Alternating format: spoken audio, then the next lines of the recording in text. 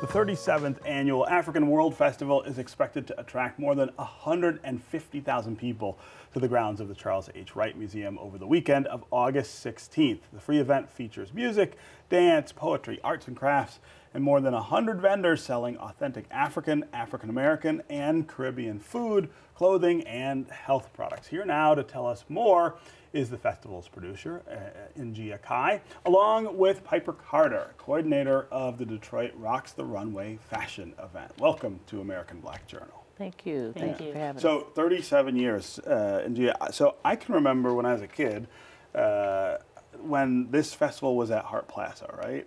And that was one of the biggest weekends of the summer every year going down there. Tell us how this festival has changed over 37 years in Detroit. Yeah, thank you. We all have our memories of the African World Festival. It was the weekend. It was the weekend. It still remains a big reunion, family gathering. Folks still come from all around the world and all across the United States for this special event at the Wright Museum. So the 30th event, we had to make some decisions, economic decisions, and some other strategic type of choices were made, and the event was moved to the grounds and the streets surrounding the Charles H. Wright Museum, and it's turned out to be a good home for the event, and we remain there this year. Yeah, and if you think about it, it belongs at the Wright. I mean, that's the kind of proper space for it, I feel. You know, one of the things I love about this event as well is that, you know, it is celebrating African and African-American people and culture, but there's people, all kinds of people, come down for this and really, I think, engage with the idea that there is something we're celebrating about all of that heritage here in Detroit. That's exactly right, Stephen. And, you know, that has been one of the benefits of moving into the Midtown Cultural Center district, is that folks, I think sometimes people who were not of African descent were at home wherever they might be and had to make a decision to go downtown and deal with the traffic and the parking issues to come to Hart Plaza for that event. But to come to Midtown with all of its various cultural institutions and to experience a new culture or to get some new experiences of a culture you might be familiar with has proven to increase the diversity of our audience. And we're really pleased with that, because as much as it is an annual gathering of folks who know each other and come together to celebrate, it's also this grand opportunity to present some of the best of the African world in the city of Detroit, where sometimes the image of the African community needs an uplift. Yeah. And this weekend provides some insight into the, you know, we're a well-rounded people. There's 360 degrees of blackness. And so there's many things to experience, and I think this location and this cultural emphasis on this event helps all of that. Yeah. So tell us about Detroit Rocks the Fashion Runway.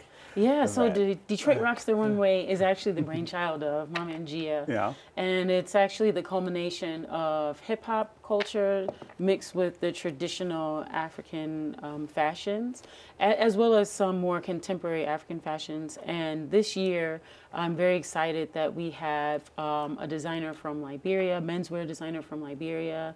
We actually have a young designer, Stella Safari, who's from Congo. All the clothing is currently being sewn in the Congo and shipped. And we have two Nigerian designers who also have stores in the city. And we also will have a booth on Sunday where all of the designers will be able to have their clothing on sale, so people will be able to patronize their clothing lines. We have 16 designers, and all from all the way super traditional African styles and cuts to more contemporary ideas using African fabrics and everything in between, some sportswear as well. And we have all the plethora of intergenerational things for different body types. We have, of course, you know, we have Kiera Sheard, who has a clothing line. It's called 1160. Okay. And so we're very excited about that because her clothing line is actually geared towards women who are a little bit larger. Okay. And it's stuff to wear to work.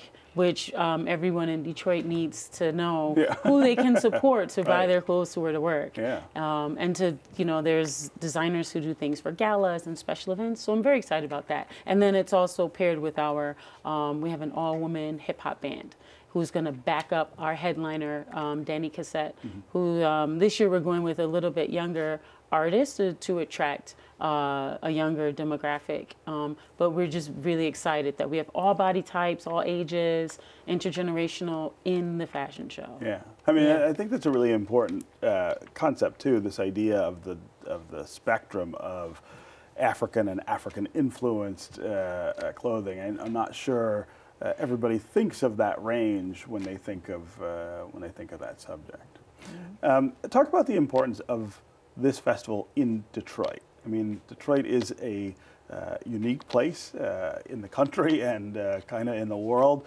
The idea of the African World Fest, though, in Detroit strikes me as significant in some pretty profound ways. I think it's really significant that the Charles H. Wright Museum of African American History chose to broaden its scope in the development of the African World Festival and has allowed and provided a platform for all of us to show up together.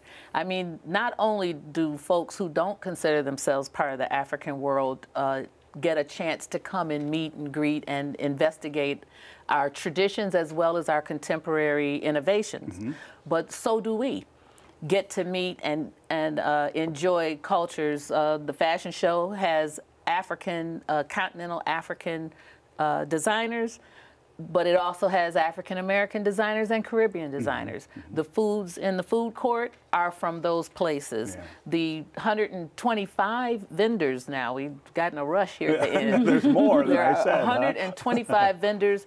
They represent all types of traditions, and we like to indicate that we really work to keep the festival modern. We stay rooted in the tradition, it's true, but we try to bring those innovations and technologies that help continue to move not only the festival, but the community into that future. So we think it's important. I think it's important now, the whole conversation of new Detroiters and old Detroiters and whether or not black people are good people and all of what is going on in the social milieu.